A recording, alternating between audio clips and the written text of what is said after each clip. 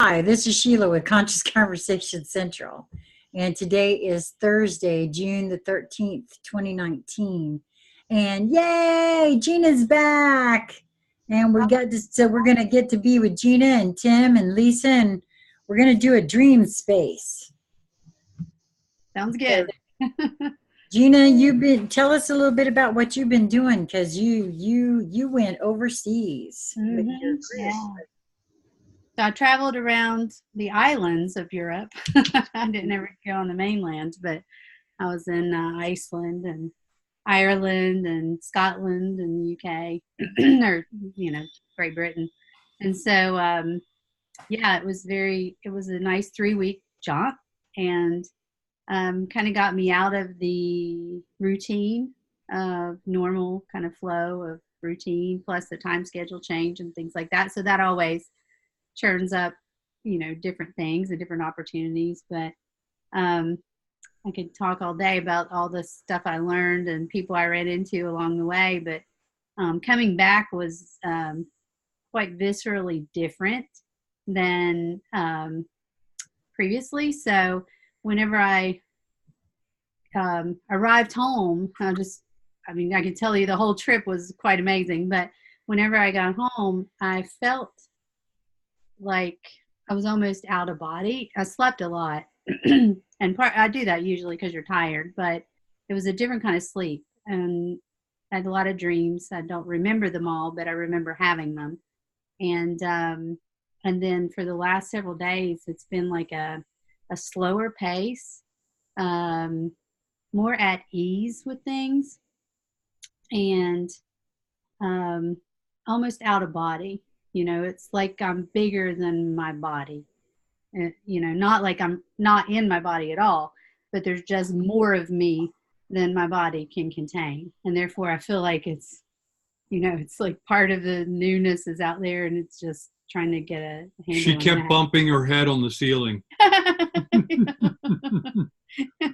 Well, that's sort of delightful in the way that you're describing it.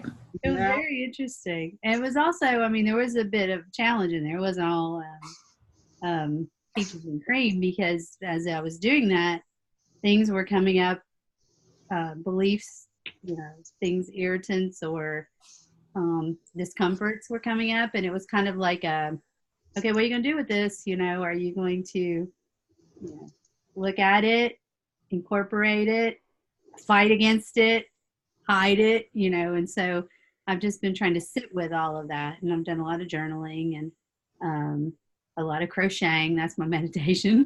and just try to let it, let my mind work through it and think through it and things. And so the more I do that, the lighter I feel. Yep. Really interesting. He said when I came home, what was it you said? I was different. I said you were different. Yeah. You were lighter. You were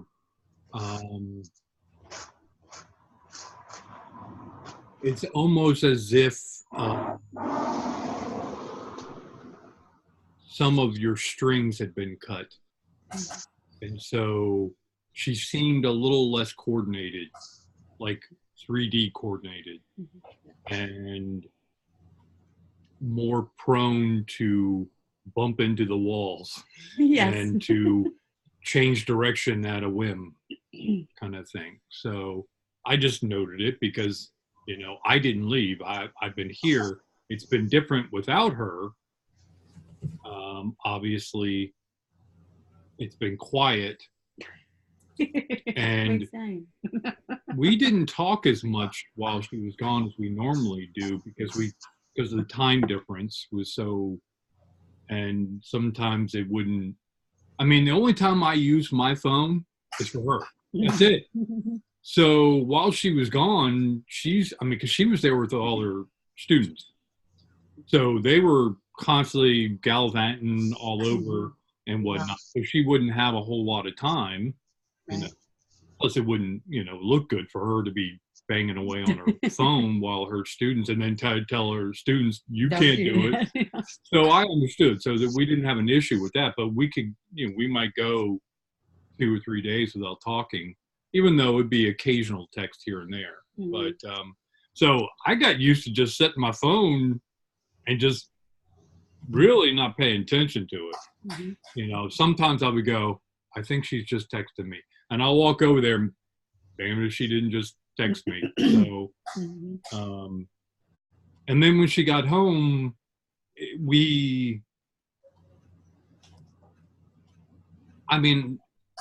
this house has our energy signature on it, but with her being gone for as long as she was, it started taking more on my energy signature, and I missed hers.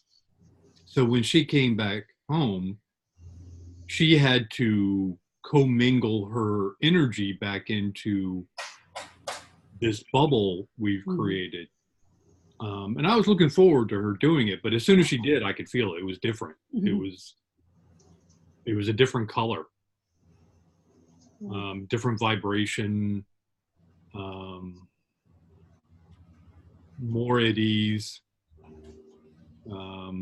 She was more at ease at her discomfort, if that can make sense. Actually, it does. And it begs the question for me, did you have a sense, Gina, while you were there in a foreign land? I mean, apparently some of these places you've been before, but I'm wondering, I have a tie myself to the Celts, and you stated Ireland and Scotland. And so I'm wondering if while you were ensconced in the energy of the lands themselves, if maybe you couldn't sense some particular energetics related to that specific land and the energy that it might carry as working with some of your energy. And maybe that would be what Tim is sensing there or feeling. Yeah, and I spent a fair bit of time this time in Scotland and Ireland. In the past, it's just been a quick in and out. But also, I don't totally believe in everything related to our, blood lineage and things like that. But energy lineage, I do think there is something to that. And energetically, historically, that's where part of my lineage goes all the way back to Scotland and Ireland. But I spent a lot of time, and I don't know if it has to do with that or if it was just the lands themselves, because in Ireland specifically, I spent a lot of time in nature, outside, laying on the ground, sitting on the ground, walking, sitting in a tree. Taking pictures of four-leaf clovers. Yes, so four-leaf clovers. So I spent a lot of time outside in nature. And although there were tourists and a lot of people there, I was finding myself away, like I would go away from the group. And so, yeah, part of it I think may have been related to that. Plus, after everyone left, and I stayed an extra, 6 days or so. That day that everyone left, it was like I felt something in me switch gears. It was kind of like, I had closed out whatever contract to take care of that group that I was with, and that they were now, kind of all settled. And then it switched into, it was almost like turning inward. And the interesting interactions and the people that I met and what I did, and I didn't have a plan for those extra days. So I just kind of let the wind carry me in a way, what I did those days. And while I was experiencing it, I also felt like I was observing it outside of that experiencing of it. So I think that all culminated into that shifting that I felt. And in fact, the day you were talking about texting and knowing when I was texting, that would happen back and forth the whole time.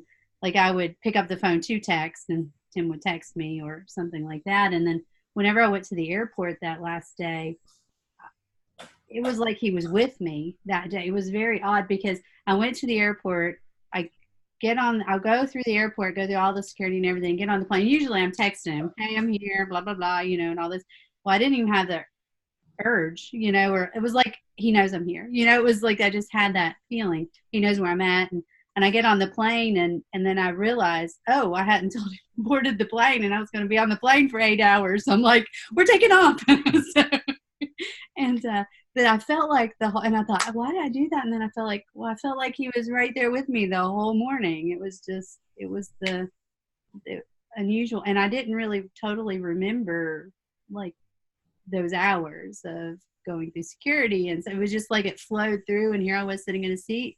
Here I was taking off on an airplane. I was like, this is interesting. A sensation that, it wasn't like a chore or I had to do or there was efforting in any of it. It was just like it carried and flowed through. So Yeah, I think that part of the sense I got when she got home was she's beginning, not that she hadn't started, but she's beginning to dance more outside of time than she had previously. And when you start to do that and stop watching the clock and start and stop relegating yourself to moments of the clock, you start to find yourself more, because where your programming is on those seconds of the hand. Where you are is in between that. You're in between those seconds. You're outside the clock. That's where you really reside and where you're waiting for you. Yeah. I like that, Tim. That's a good way to put it. Yeah. But no one can tell you how to do it. No one can tell you when to do it or how. No one can do it, because no one has the variables and the experiences you've gone through. So you've got to find it yourself. What we can do is we can spark each other. But we're all programmed. We're programmed by the clock. We're programmed by religion. We're programmed by education. By each other. Even by each other, exactly. So part of sovereignty is finding your own tune, your own path, your what resonates with you, despite all of that. Outside of all that, you can still, her becoming an observer of herself is her watching herself do those programming things, but now starting to dance between the seconds and starting to see who she really is, because what's between those seconds is so much bigger than what's on the seconds. True. I have the reason I had asked that question specifically, Gina, is the minute I saw you, I had a real sense of the specific energy in Ireland. Ireland was the first and Scotland was the second. I had only seen that you'd posted where you were in Norway, but I had the feel that those two, for some reason, those two lands, I had a feeling you had gone there, and most specifically that the Celtic energy had something to do with, I didn't really pick up your cellular memory, but you're offering that up would make sense to me. That your physical being there, that those energies had the opportunity to offer whatever to your particular cellular portions of you, along with other portions of you that I'm sure I'm getting still reside there, like just slightly out of phase, because my thoughts are that we have all those, well, Tim's alluded to it many times, these other aspects of ourselves that work with us concurrently, and having you in that vicinity at the same time was very beneficial.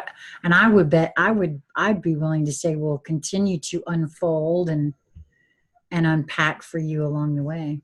Yeah, I think so. They're like activation codes. Yeah. That's why a lot of people say that they go home or they go to their old homeland, right, to get nourished or whatnot. And I believe it's an energy nourishing that, not that you can't get it somewhere else, but it is attuned to a certain ancestral energy that can be activated. So yeah, it was very, very interesting. And it was to be there without a program. So I deliberately didn't set a plan for those extra days. It was like I didn't set a schedule at all. And so every night we would decide the next day what we were going to do. My aunt was there with me. She joined me for part of it. And so it was very much, one day we just said, we're not going anywhere. And we stayed in the house that we were in, an Airbnb, beautiful lady that was there. And that was a whole another story. But just allowing that schedule, like you're saying, getting out of the schedule and just letting, and not feeling I was going to miss out, you know, because a lot of times you go places like that and you're like, I'm only here for so many days. I got to pack everything in. And it was nice to not have that and just to allow those energies to flow. One day we went to the park just to walk around. We were just bumbling around Dublin and went to this park, and this guy was there, and he was straightening up these wreaths in this police cemetery of policemen that had lost their lives and stuff. And he came over and was talking to us. And I mean, it was like, I have an uncle that passed away several years ago. He looked like him. He sounded like him. He had the same personality as him. He had the same build as him. And we stood there and talked to him for probably an hour and a half. And it didn't dawn on me that it was exactly like him till toward the end. I was like, oh my gosh. I mean, it was just like standing there talking to my uncle the whole time. It was very interesting. And he was attracted to our energy. And so it was just a nice conversation. He told us a lot about the history, about all the stuff that you don't hear necessarily from tour guides and all that. So he had lived there his entire life. And it was just, so I have many stories about things like that along that path. And so I'm sure activation codes were galore there. And interestingly enough, a lot that's just coming up. So I'll throw it out here. In Ireland, where the bog, what they call the bog is, so it's where everything is kind of like the greenery and stuff is deteriorated, and it creates this really, it's like those fire starter logs they use, a really black dense stuff. The bog preserves everything as it is. So when something goes in the bog, it stays the way it is. I don't care if it's there thousands of years. So they found bodies in there that were thousands of years old, that they have done studies, and they would move and everything. They have video of them. So when it goes into the bog, it stays in the state. It does not deteriorate. It doesn't rust. It doesn't do anything. So when you think about that from a land perspective and a knowledge, perspective, I think the energy there is very fascinating. So, yeah. I think a lot's going to still kind of unfold for me. But. Yeah, I think you're right about that. I know that I'm connected somehow, whether it's a different aspect or the physical container specifically, to the Celtic region. Now, exactly where that is, I don't have the knowledge. I know that the Druids wandered around that entire area. And so to hear this about the bog is actually quite interesting, because I'm sure that it plays into it in some manner. I mean, it made me think of Druids and that entire, what the mythical lore behind all of that. Very interesting.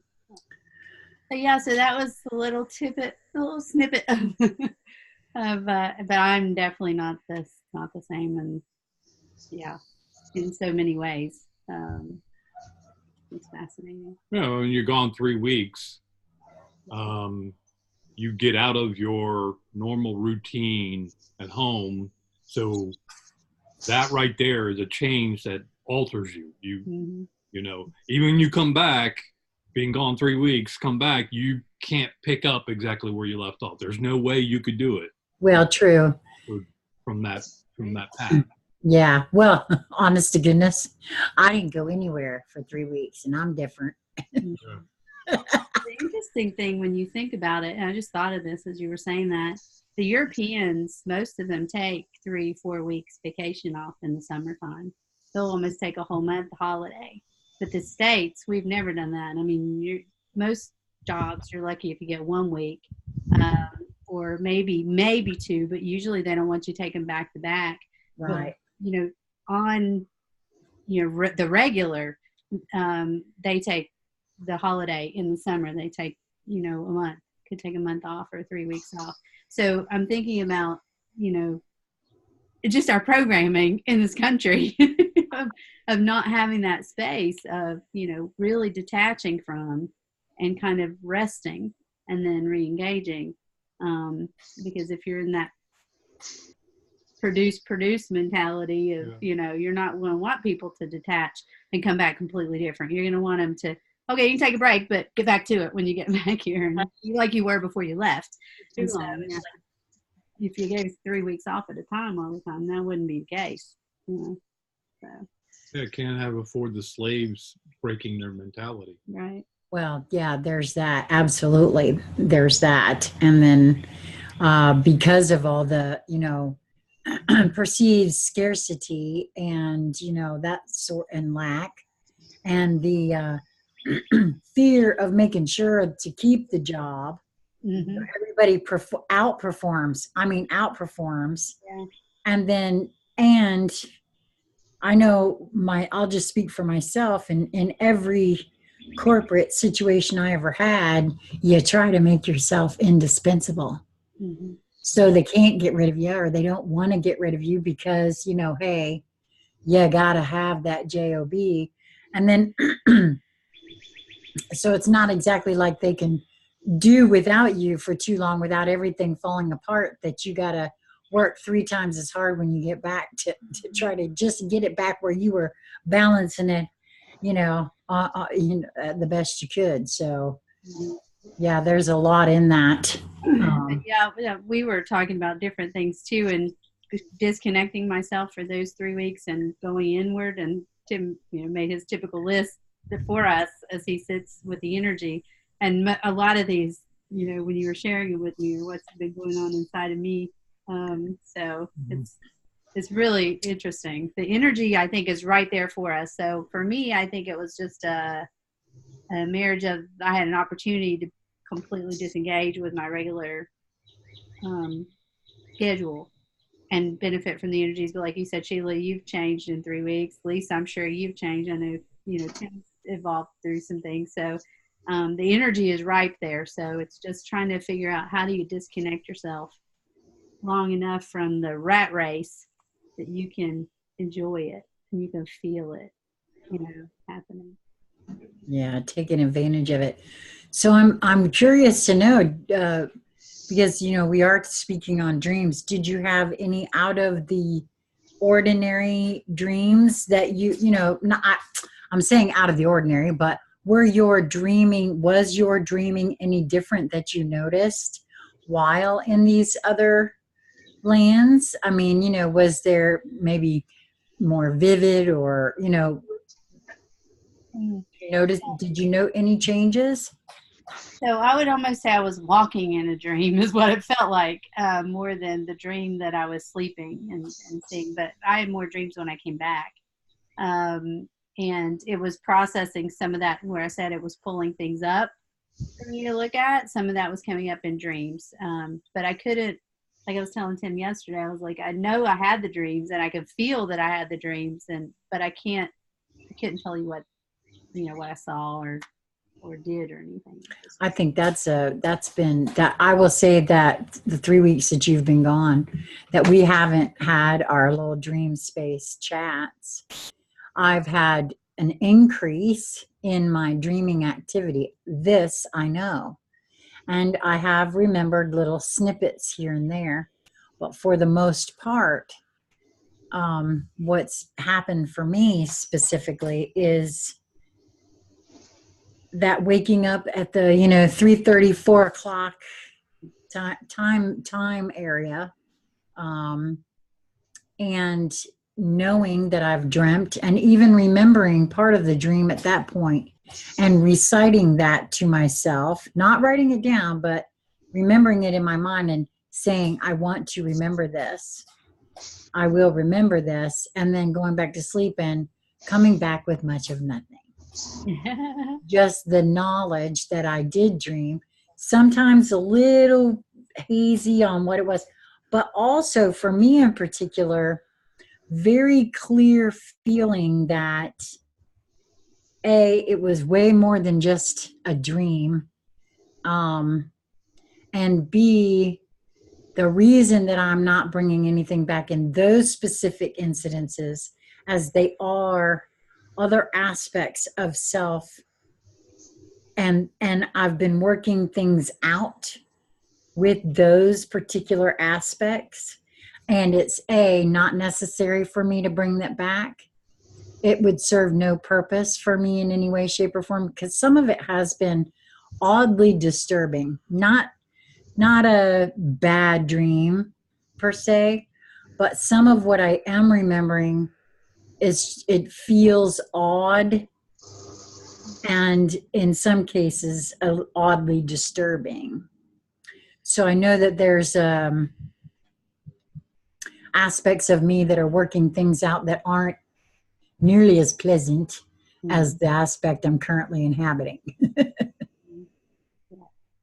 Yeah, and some of it came to, as you were talking, and some of it came to what you were saying earlier, where the dash between the seconds. It's like, this is a dream. I mean, we're in a dream right now, so part of what we think are dreams are actually really us. And so part of it is another dream. So it's kind of like sorting out what is really a dream. That's why I said I really feel like I was walking, and I still do. That out of body experience feeling is almost like you're walking in a dream, and playing with the energy of, projecting what energy you want to experience, whether it be something positive or something, and paying attention to what's playing out. I mean, it's part of our manifestation capabilities is learning that we are in kind of a dream right now, and playing it out here, if that makes sense. That's what it comes up for me. But they are. It's just a matter of turning channels, turning frequency channels to tune in. Right now, most of us are tuned in exclusively in what we call the waking moments. But more and more people are starting to tune in to their dream moments. It's just it's another matrix. It's another part of the matrix of what's going on, but it's an exclusionary area that is both inside and outside the veil, where you can dream freely, you can walk freely. Here you can't. In the waking moments, you can't dream and walk freely. Not yet. Only in your mind. Only because we can. I mean, we can. You can right now. It's available, but we don't know it because we've been sitting in that pot for too long, and they turned the temperature up, and we just kept getting used to a warmer pot. Now it's been turned off, and we don't know it because it's here. I mean, if you, not that I sit there and watch the news or anything like that, but if you read like Zero Hedge and just look at just the main storylines, it's getting ridiculous out there. I mean, the things that the Democrats are doing, and even some of the Republicans, some of the things that they're saying are just, they're stupid. They're just stupid. I mean, they're showing their hand because they don't have any other option. That's where they resonate. They're more, save the immigrants, and, in their own home districts, veterans and other Americans are living on the streets and bringing down, as far as the welfare of that city. I mean, look at some of the cities in California. I'm not blaming anyone. All I'm saying is that's a resonance. It shows you kind of, the hypocrisy of this world. They're supposed to be representing the people, Maybe someone forgot to tell them, we mean like American people. But it's not. Who cares? I mean, really, who cares that I'm American? I don't really care. I don't go around thinking I'm American. I'm a human. Right. I'm a human first and foremost. And I feel for those immigrants because they're being used. Mm-hmm. So what's really going on, you see the narratives starting to become blatantly obvious. Mm-hmm. And you can't help if you can sit back from your brainwashing and look at it without being attached to it, you can start to go, wow, yeah, this looks like a TV show. Yeah. Have you ever seen those images where you see a picture, but then you put on a red pair of glasses and you see something completely different than a blue pair, and you see, and that's almost, we were talking about, that's almost like what's going on, because people that are like at a certain vibration, they're seeing certain things, and then you raise your vibration, you put a different set of lenses on, you're going like, how do you not see that? How do you not see how this is insane? And they're going like, what are you talking about? And because they're looking at it, seeing it completely different. Yep. I mean, there was one I was reading recently where they're giving streams and bodies of water personhood, okay, to protect them and give them rights. But then we can abort a baby, all the way up till the time they're born. And it's like, I mean, just you look at stuff like that and you're going like, how does some of this make sense? Again, it's like where you're resonating and what it is you're looking at. That it's just.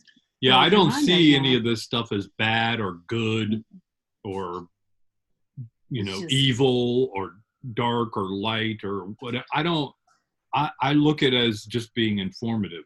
It's showing me their frequency. Mm-hmm. And it's kind of like, I see that, but I don't resonate with that.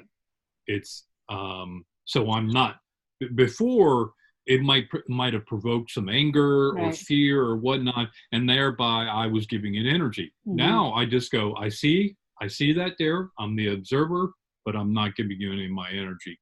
So that means I'll watch you in observer mode, but I give you nothing. And then I go on to the next thing. And I go on to the next thing until I find things that resonate with me. And that's where I spend my energy. Yeah, I like what you said there, Tim, about that. And Gina, I know you've been gone, so you wouldn't have heard this, but we actually just recently had a conversation where we were talking about the movie National Treasure and how in one of the scenes, they find some of Ben Franklin's glasses, and it had 3 different sets of lenses to do exactly what you just said. And honestly, that is kind of a really good analogy for me, for my own trajectory, the differences in the way I now can see different things. Mm-hmm. And I mean, Lisa and I were with a friend of mine yesterday briefly, and she was sharing with me that her and her husband had been seeing some documentaries and some movies lately, and she said a lot of stuff is just right there, and it's just so blatant. And this is from someone that doesn't necessarily follow my channel, doesn't necessarily go in for the conspiracies and whatnot. And I said, I know. It's just, honestly, it's always been there. The difference now is, and it's not that it's broken, we're starting to see it. Mm-hmm. Everyone is having those lenses adjusted just a little bit, whether through their own, through the energy, through however it is working. It feels to me like, some alarms are starting to go off in some people, like I really do feel like we all kind of set a sort of an alarm, a last minute alarm to go off for, how it is when you're trying to wake up. I know I used to do that, where I'd have, 1, 2, 3, maybe different alarms set, so I didn't miss it.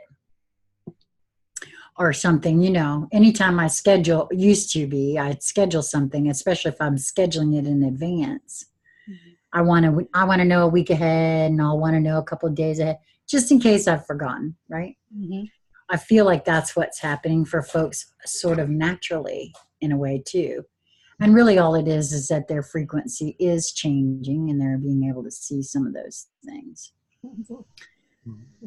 Yeah, that fits with one of the things we have on the list here with the council. Well, awesome. Well, let's just jump right into that list. We've already been chitty-chatting for about 40 minutes, so come on ahead, Tim. Let's go. Yeah. What's time? All right. The first one on the list is your Council of Wisdom. It's made up by you for you. If you don't do what it says, which is what you want, that council represents what you want, then you are unsettled to show you what needs fixing. So, that sounds right. You have your own Council of Wisdom. It's made up of the beings that you assigned to you before you came here. And they tell you what resonates with you and what doesn't. And yet, because of our traumas or whatnot, we don't always follow their guidance. And that makes us unsettled. And until we resolve those things, we will basically live unsettled until we resolve enough of those things to move forward. But it's your own doing. You're in your own play with your own props that you put there. There's no real way of not getting it. It's just how much comfort or discomfort you have along the way. Like we were talking about yesterday, of you'll get there. It's like the choice that you make, it's going to get you down the path. It's just different experiences. So you don't look back with regret saying, oh, I didn't listen. And if I'd only done this, I wouldn't feel this way now. It's more, how do you just face what you feel right now? Because you're learning that lesson in this very moment of what it is your counsel is trying to teach you. Yeah, I see it as living moment to moment to moment. And each time you can delay and hide from these things or just maintain the status quo, which we do for a lot of things, and then wonder about it, why it keeps you unhappy or depressed or whatever. Those feelings are there to show you you're not following your wisdom. And it's at some point you reach a moment where you go, all right, I'm done with that. I'm done with it. I'm done being unsettled about that point. I'm going to get the ball rolling. It doesn't, resolving it may be a lifelong thing. That's not the important thing. Not hiding from it anymore is the more important thing, and saying, I'm going to do something about it. Even if I don't resolve it right now, I'm at least going to not just sit there and carry it on my back another moment. I'm gonna do something, even if it's this tiny little thing. That switch inside you gets the ball rolling. Yeah, just that one little shift in perception, perhaps, of how to perceive whatever it is. Is that what I'm?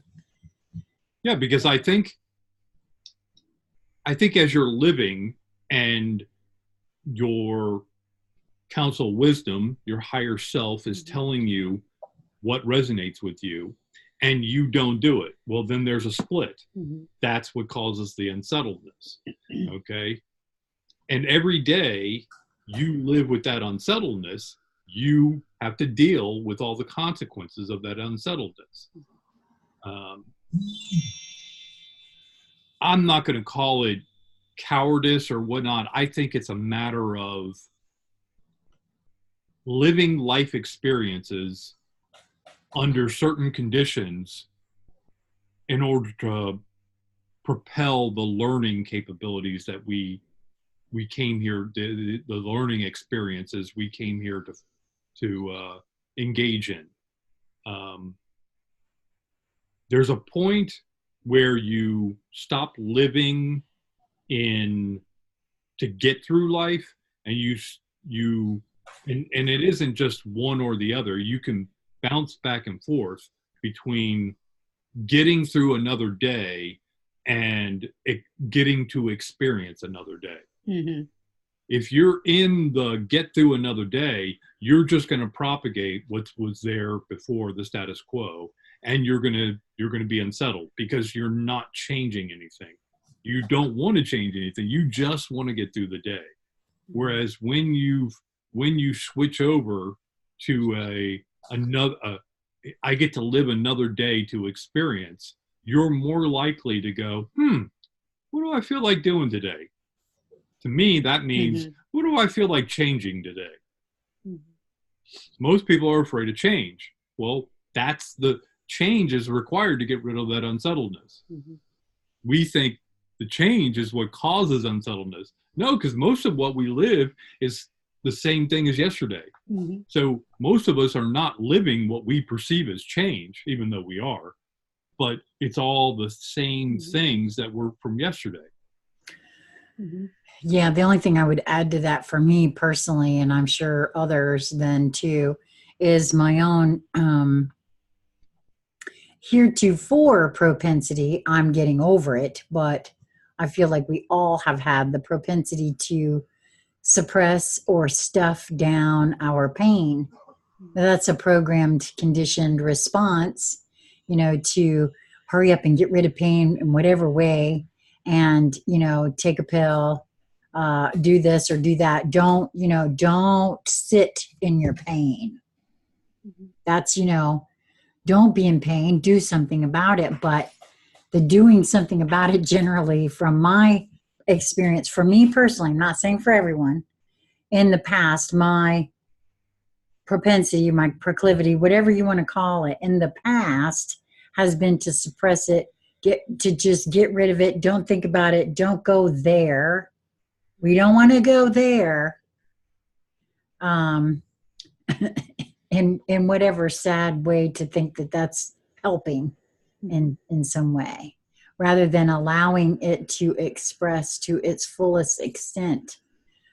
Because I now see pain as something, even body pain, as something trying to tell me something. It's not there for no reason. Right.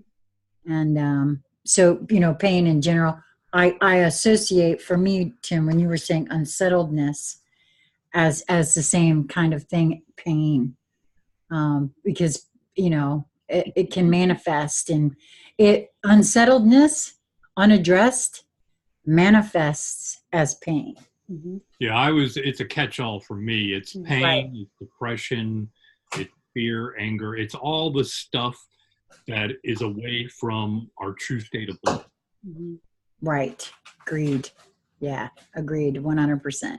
And anytime that you get knocked out of that true state of bliss, there's something there. Yeah, it's a belief that you have about something that you just touched that's creating that pain for you or that discomfort for you. Well, actually, it's different for everyone. And it's your counsel of wisdom telling you there's a learning experience here. I'm going to give you this pain, or I'm going to give you this depression to get your attention.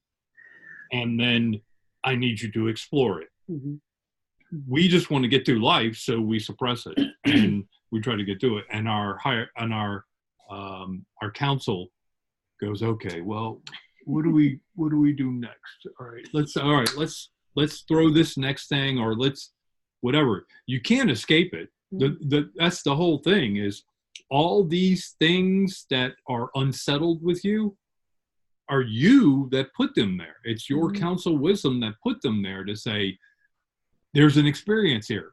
It may seem, in your 3D understanding, it may appear negative or dark or whatever, but if you work your way all the way through it, you will be stronger, better, faster, and more enlightened on the outside of that, once you finish that.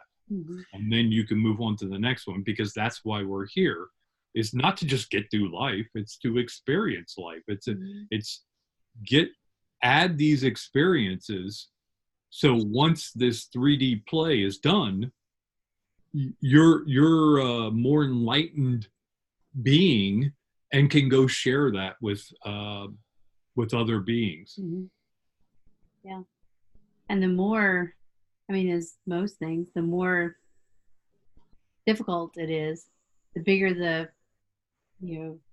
feeling of success or bliss or whatever comes out the other side. So, rather than getting discouraged because of the intensity of it, is if you can go through the intensity of it, there's something very equally the other side of it once you get through it. Yeah, well, it's like showing up for school and, say you're in ninth grade and you show up for your first day of school and all your teachers give you the syllabus for the whole year for all their classes and you go, no, I don't want to do all that. And you can sit there and hide from it, but then you won't get an education, you won't graduate with your friends, and you won't be able to share post-graduation and say, yeah, you remember when we went through that and all that? I mean, that's basically what's going on. I mean, there's a reason why we have all these analogies, because they're fractals. They're all part of they're petals of the flower. And we're all sharing as we go through these things. We may go through very similar things, but on your scale, it's a 4. On my scale, it might be a 9. It depends, because my variables are different. Where I'm coming from is different. And the experience level for me is different. So, but when we get on the other side, we can share. It doesn't matter if it was a 4 to you or a 9, because on the other side, we've both gotten through it. Right. Now, I want to make sure I understood you correctly about something. So with the counsel of wisdom, is it your feeling when I feel into that for myself, it is outside of me and yet also aspects of me, of what you speak there? It is not outside you. Yeah, it's all you. It's made up of you, by you, for you. Well, that's what I meant. Well, because in some of the terminology, I can feel what you meant, but I wanted to make sure, because someone who will be listening to this wasn't sure.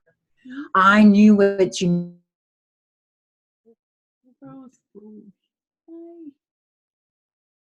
It's like it's outside. You know what I mean? So it is. I'm clear for me that I'm the all, and that I do have specific aspects that I work with more closely than others, right? And so for me, I can see where it's outside of the individualized portion of me, but it is also still me, if that makes any sense at all. Yeah, it's like your higher self. It's right. What is your higher self? It's your counsel of wisdom. It's right. Some people have a hard time picturing their higher self as one being and being them, a higher version of themselves. I talked about it before. I don't know how much I told you this, but imagine yourself before you reincarnated down here. Okay, so you're looking at 3D and you're going, okay, what is it we want to learn and experience, and how should we set it up so that I've got lifelines, I've got things that can push me forward and make me feel less alone and still, not getting bogged down and whatnot. Well, I'm going to set up these clues, and I'm going to set up these insights and these at certain moments, and set up guides. Well, you did that. We all did that. You're living it right now. Right. Whether or not you pay attention to your higher self or your counsel of wisdom or your guardian angels or whatnot, these are all symbols of you. And whether or not you pay attention to them will determine how unsettled you feel. Yeah. And you have every right to feel as unsettled as you want, because eventually this game is going to end. And only you can determine how you walk out of the game. Mm-hmm. So it's completely up to you, and no one's going to come save you but you. Mm-hmm. That's it. Yeah. We can all commiserate and we could all compare stories and whatnot, but in the end, no two of us have the exact same variables. No. So no one's method is going to work exactly right for you. Yeah, because it may be very comfortable for you, and that if I tried to do that method, it might be completely uncomfortable for me because it isn't the protocols or the, what my counsel would say. Well, even though it may look good. Yeah, but we can share activations. We can share sparks. Mm-hmm. It's not the specifics that actually you need to follow. Because if you're following someone else, you're following someone else. You're not being sovereign. You're not doing your thing. So you're right about that. We engage each other to get sparked. That's what we're all here. That's what we're doing right now, is not to follow this religion or follow that person or whatever. It's to basically pave your own way, that because your flashlight works for you in your path. Yep. We created a show for that. It's called DIY Ascension. Yeah. And that's exactly what you're talking about, because I do think that's what we're doing here. There are many methods, many options available to you that we can share amongst ourselves and whatnot. But it's you piecing together the activations from different people, and questioning whether or not am I depending on one person or one group too much, and am I making myself stronger, or am I making myself more dependent on this thing or this being or this group or whatnot? It's your self-evaluation. Somebody can tell you what they think of you, but that's all it is. It's what they think of you from their perspective. Right. So it's developing your perspective and making it clearer than it was yesterday, and then the day before, and the day before. It's building on it. I don't want to hurry up and get done, because then I'll be done. I want to enjoy this. I'm gonna how do I make the rest of this interesting and enjoyable, and include as many people engaging my energy and me engaging their energy as I possibly can. How can I go about that? Well, first of all, I'm going to work on my attitude. I don't want a sucky attitude. So that should be first on everybody's list. Yeah. But it boils down to, are you getting through life, or are you living life? And now it's easy to say that, but just look at your attitude. You know what I mean? No one can tell you. You've got to figure it out yourself, whether or not you're getting through life or you're living life. And then you start to just slightly modify it a little bit at a time. You don't flip switches and expect it just all of a sudden change. But it's like, where are you most unsettled? You yourself are giving you clues about what to address. So. Yep. Well, I like that, because that starts with a lot of questions of self. That's where I began this entire journey for myself, is just starting to ask myself some questions. That's all. And that's not a really we're all going down the highway in our own cars. Okay, we're all driving down. Someone's in the outside lane, someone's in this middle lane or whatnot. We're all driving along, and as we pass each other, we talk and we compare notes and everything. But I can't imagine going, "Hey, will you take the wheel a minute?" You can't do that. You'll cause an accident and cause problems, either for them or for you or for others or whatnot. So you've got to drive your car. No one's going to drive your car for you. They'll try, but they can't do it, because they're doing it from their perspective, and they're in the other lane. If they were in your lane, they'd be sitting in your lap.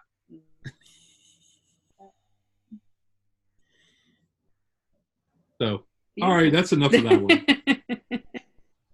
Lisa, I see you unmuted yourself. describing bumper cars there. That was going to be. Yeah, bumper cars would probably be more appropriate. I have a vision after coming from a place that you drive on the other side of the road, on the other side of the car. When you said that, I was like, you get somebody who's not using the same stick shift and the other side. It could be quite hairy. All right, the next one is working on your Armageddon. Okay. You are either focused on your Armageddon and fighting and crying and being depressed and whatever, or you're disarming it. So this kind of goes along with the first one. The first one was focused on you sent your counsel to help you. Mm-hmm. And to help you with what? Disarming your Armageddon so that you can live life. Mm-hmm. You're either focused on your Armageddon or you're living life. So when you say the word Armageddon, because what I heard in my head when you said that was apocalypse, which is, for me, those are two completely different things. And so I was wondering if you could use a different set of words for art to describe what you mean by Armageddon. I'm not going to, this is what came to me from me. So I see. Okay, so that's for you. You take the word Armageddon and substitute whatever resonates with you. To me, for me, what this meant for Armageddon is looking outside of you and dealing with the crush of it that it has on you when you're not living your life. If you're focused on living life, Armageddon doesn't have a resonance with you. You're living life. You're focused on sunshine and nature and whatever. But if you're trying to get through life, then Armageddon is going to resonate with you. Apocalypse is going to resonate with you. War is going to resonate with you. Okay, well, you answered my question in just those last three words, actually. So, thank you. It's, what are you geared for? Like, what if, and a lot of it is not you did it, it's you allowed it so that you can undo it and experience the undoing and learn from it. Yeah, and what came up for me is the back a little bit to the last one of the, you have your counsel. Yeah, you can have an Armageddon if you have two sides, the gap. If you're following, and you're staying in alignment and there's peace, there's no Armageddon. That's kind of the way for me inside of me. It's that war inside of me between what I want and what I have versus, or what I think and what what's reality. It's that war that's the Armageddon. And so when I can work on that and get that to where there's a peace there, then I'm I'm living my life. And then what's around me is projected to be that peace. Because the only way we'll get in the outside world peace is if we have it inside. And as long as we have that going on inside of us, we're going to see that playing out in our external. And that goes with the next item, which is external things are what your counsel have queued up for internal processing. Mm. And the focus is, a lot of times for most people, is the discomforting views. Yeah, you put them there for you. Someone else's discomforting views are for them, for their learning, and set up by them for them. So your discomforting views that make you uncomfortable, that make you unsettled, and all that entails, is set up by you for you. Mm-hmm. And that's so that you can get through this experience and learn and be more enlightened. Yeah, I guess that's why I needed that, your interpretation for you specifically in regards to what Armageddon was. And you both actually gave a really good description. And the reason that I asked for that specifically is that the words Armageddon and apocalypse are used interchangeably in the English language. And for me, they mean something very different, the two of them. One meaning, like you were describing, war. Now, I realize that this is a personal, but even for me personally, there is a specific difference. And what I heard when you said the word was apocalypse. But for me, in these moments now, it didn't used to be. Apocalypse used to hold the same connotation as Armageddon for me. Used to. Don't you find it kind of interesting? I just said working on your Armageddon, and right from the get-go for you, we're talking about apocalypse. Right. Which is a revealing for me. Yeah, I mean, it's interesting because it shows the different views. Think about it. We use the English language to talk to each other. Right. I can't govern what you're going to get when I say a certain word. Right. Right. Exactly. That I may say banana and you're thinking, house. Yeah. I can't govern that. It depends on your experiences and where you're unsettled. Right. That's what all these 3 items I just mentioned all kind of go hand in hand with each other about your unsettledness. Why do you have unsettledness? What's being done about your unsettledness? Mm-hmm. Are you stagnant with it, or are you moving to uncover a little bit at a time and move forward with it? Get you going. And try to marry up that difference in the road. Because I talked about this in a video long time ago, is, what are you, who are you when no one's around? Who are you when when other people are around? Marry those two up. It's similar to that. It's who do you say you are, and then who are you really by looking at your actions. It's marrying all that up and doing it for all facets of your life. That difference is Armageddon. That difference is apocalypse. That difference is war. That difference, whatever terminology you want to use, it's that unsettledness that is keeping you from shining in bliss. Mm-hmm. Because I want this. I want this part to go away. Mm-hmm. And yet I know I put it here. I put it here to make this experience interesting, challenging, and appropriate for my frequency at any given time, so that I will be challenged to work on it. Yeah, because what came to me as you were saying that is because there's the wealth of knowledge there. There's the knowledge experience in the Akash or, in the universe, but it's not going to come forward until there's a question. You're not going to recognize it until you don't have it, and then you're going to look at it and incorporate it in. So we've set these things out for ourselves in this game that prompts the problem for us to solve, or prompts the question for us to find the answer to, and prompt in order to see, okay, I learned that. We're not going to know we don't know it until we're faced with something that proves we don't know that. Right, and we all have a tendency to make a mountain out of a molehill. Yes. And that prevents us from even starting to unravel this one unsettling. Mm-hmm. We make it bigger and we say, you just start ignoring it right away. Mm-hmm.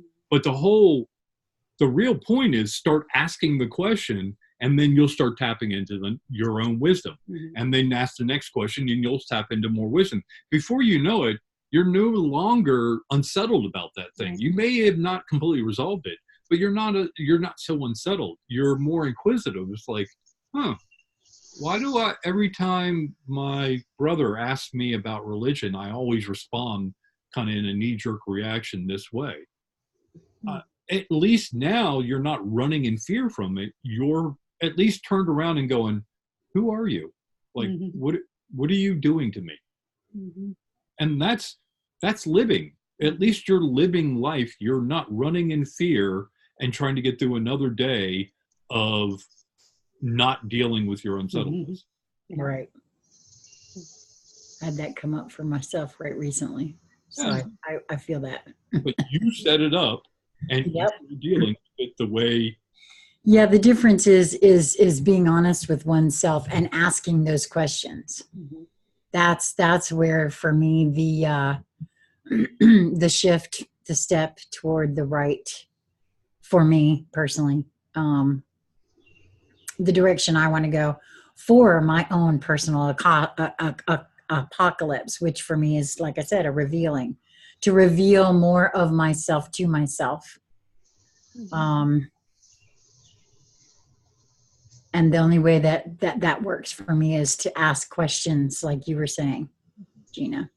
Because the difference for me is I know that, as the all, I already know it. Yeah. I came in here to forget it all and rediscover it. Mm-hmm. Yeah. And so that, just for me, having come to that conclusion just recently, is that it's not that I don't have it now. When I came in here, I agreed to forget everything for a purpose. I used to hold it very similarly, that we come here to learn and all that. As the all, we pretty much already got it. But we came here to experience that, and we agreed to forget everything. For me, I agreed to forget all of what I've known in the past. And it's just that act now of when I did come in, because I forgot everything, I allowed all this kind of programming and conditioning to take place. And it's happened eon after eon after eon. So in this particular incarnation now, it's time to really work on asking those questions, so that because I also have been feeling like over those eons, different portions of my all, that different aspects splintered off. When you talk about that, so during those eons that I didn't address this, that, or the other, more of that splintered off and got lost out there somewhere doing something else. That's why I feel like this is actually just coming in right now, that some of those dreams that I'm having are those aspects, them coming back to reincorporate them into the all of me, because that's the name of this game this time for me in particular. Is to sort of recover those aspects. Yeah, this is the next. Funny how this is comes into the actual. I mean, I'm doing these in order. The next one is called Spectrum of Ascension. It's not the same for everyone. So your ascension is not the same as Lisa's. Lisa's not the same as Gina's, and Gina's is not the same as mine.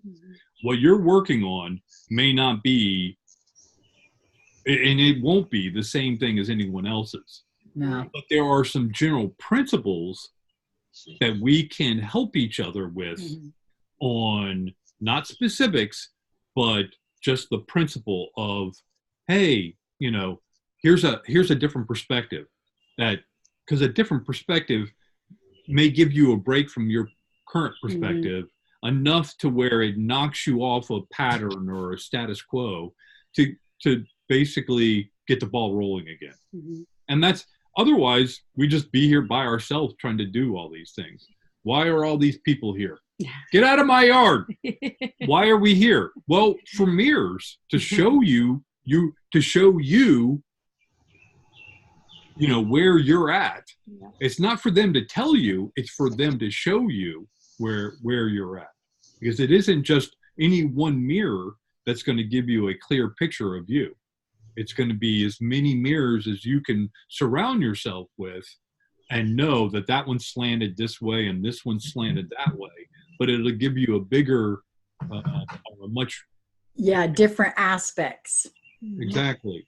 So that's the ascension you're going through. It's a path and a corridor that mirrors no one's. It does not look like anyone else's ascension. Yet ascension really is enlightenment. What is enlightenment? Well, it's not getting through life. It's living life to rack up these experiences. Uncover all these hidden things we've put It's cutting all these boat anchors that are tying you to a lower frequency. It's like, I'm no longer going to be afraid of spiders. I'm no longer going to be afraid of paying taxes. I'm no longer going to be afraid of banks. I'm no longer going to be afraid of government. It's where I can take or leave government. It's kind of like, I don't really need it, but if you need it, that's fine. You know, it's, you know, whatever. It's kind of like, I don't need taxes. So if you want to go ahead and pay taxes, go ahead. You know, it's kind of, you know, it's realizing that these lower resonance things, I recognize as an observer, they're there, but I'm not giving it any energy. My energy is going towards things where my resonance is higher. It's, is this going to lead me back to my bliss and get away from my unsettledness? No? Okay, well then I'm seeking out the things that are going to help me with my unsettledness so I can get back to my bliss. And the way that you do that is all different for everyone, you know. So the part of it is, like you were saying earlier, Sheila, with the suppressing or setting aside. It's not, I'm gonna ignore this, or I'm going to, you know, drown this out so I can try to get blissful, because that bliss that you feel is only going to be minute and it's only going to be temporary, because that, whatever it is that you're pushing away, is going to come back again until you look at it. So it's that, how do you look at that, whatever it is that's coming against you, and you look at it and you really learn from it, and then it dissipates and goes away and you move on to your bliss. Yeah, that's how you get rid of it, is you make it dissipate for you. It's no longer, it's like, how do you face your fear of spiders? I don't know what your answer is, but eventually you'll know when you've gotten over it, when spiders don't bother you anymore. They just don't. When you see one, it doesn't mean you go down there and stick your hand so you can get bit. It just means I'm not going to run in fear. It's I'll avoid it, but you know, it's not going to govern how I operate. The way I see it is, we're all trying to get to Canada, okay? But Sheila started in San Diego, Lisa's down in Mexico, Gina's down in Florida, and I'm from Mars. I mean, be very different. I mean, I'm just trying to be honest here and give proper perspective. And then and Sheila says, that's not fair. I have to get over the Rocky Mountains. And Lisa says, what are you talking about? You put them there. You put yourself in San Diego, so you had to go through the Rockies. No one else did it to you. You did it to you. Yeah. And your payoff is going to be worth the Rockies. It's going to be as big as the Rockies. Why else would you do it? Why else would you put it there? So no two paths are going to be the same. And yet we can still compare notes and spark each other and begin to enjoy the ride, the trip. But it stems from your attitude. And where does your attitude stem from? How you perceive things. What's the story you tell yourself? Yeah. Well, I hate to, but I'm going to have to end this one right here this time, because tonight I actually have another conversation scheduled after you guys, and we haven't seen each other so long. I know that we're not, paying attention to time, but it really has been an hour and a half almost. I just, so you know, you missed Halfway House, To Know Your Dragon, and the New World's Fair. Oh, cool. Well, we'll have to do, hey, we're going to do more. So, but I love that you guys have your own channel now too. And I want to direct everyone to the fact that I will have a link to Tim and Gina's channel, Star Dragon Brood, that will be linked in the show more section of this video. go over there and take a look at what they got going on, subscribe to their channel. And also, Gina, now that you are back, have you resumed with your virtual cup of coffee group? Yep, we had one last night. So yep, on Wednesday nights, 8:30 still. So. Okay, awesome. So the information as to how to join that group, which is still ladies at this point, is that correct? Mm-hmm. Okay, and that will also be in the show more section of how to get in touch with Gina for that. And of course, we'll have a way for you to get in touch with Lisa. And always, if you're interested in participating in a conscious conversation, my email is there. The Facebook group is there. So if you've enjoyed this, please do, and you feel so led, subscribe and click the little notification bell to be notified whenever I upload videos. So thank you guys. Gina, I'm so glad that you're home. Oh, thanks. It was so good to see you all. It's wonderful to see